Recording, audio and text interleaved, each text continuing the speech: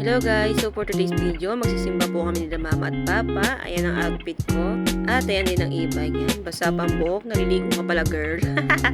So ayan, nilabas ko na yung e-bike. Ayan, medyo basa-basa yung kalsada guys. Kasi yung ulan, lakas ng ulan. And pinag-pray ko sana tumila yung ulan para makapagsimba kami. Ayan, binilisan ko na. Naka number 10 ata yung e-bike ko dyan. Ayan. So, ayan, kitang-kita naman. Di naman halata sigurong umuulan, ano. Ayan. At syempre, nagbibideo si mother at si father.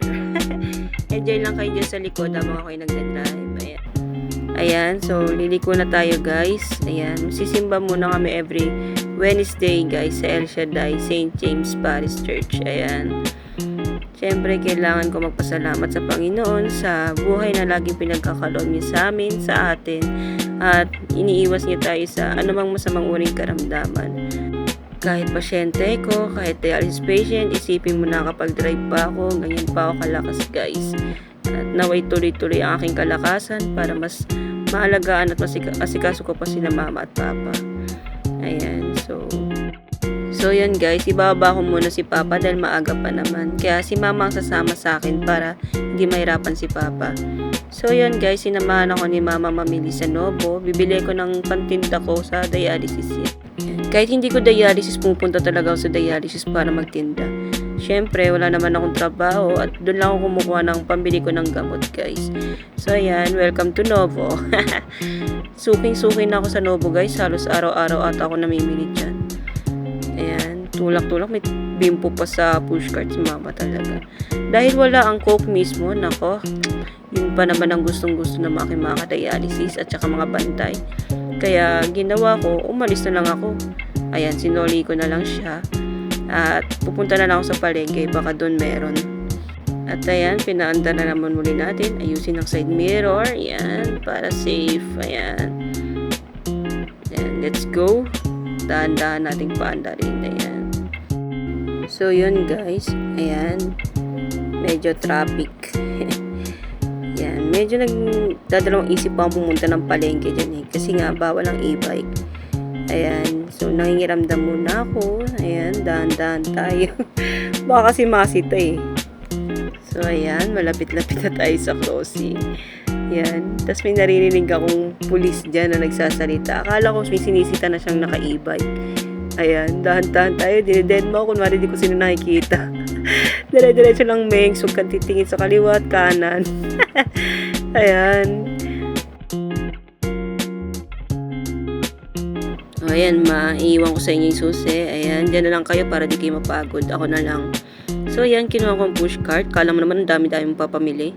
Ayan, kukuha ako ng isang pita dyan. Kasi mabili yung pita eh. Ayan, kuha ka na Megs. Ayan. Tinitingnan mo na naman kung magkano yung budget mo. Ayan.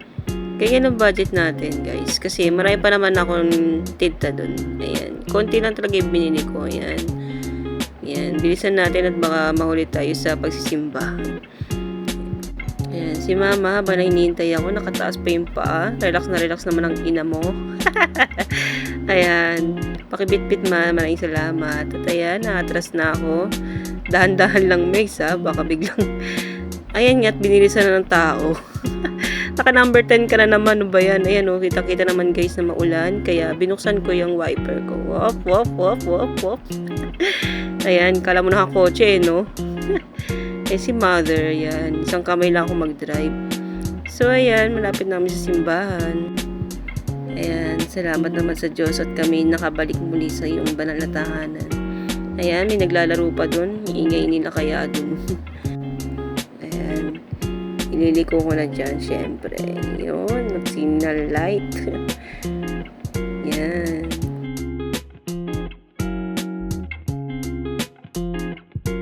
Yan, yun ang Alpha Mart. Obvious ba? Yan, ligo na natin dyan, Megs. Yan, alam kong pagod ka na, kaya yan ang ating pahinga. Yung simbahan.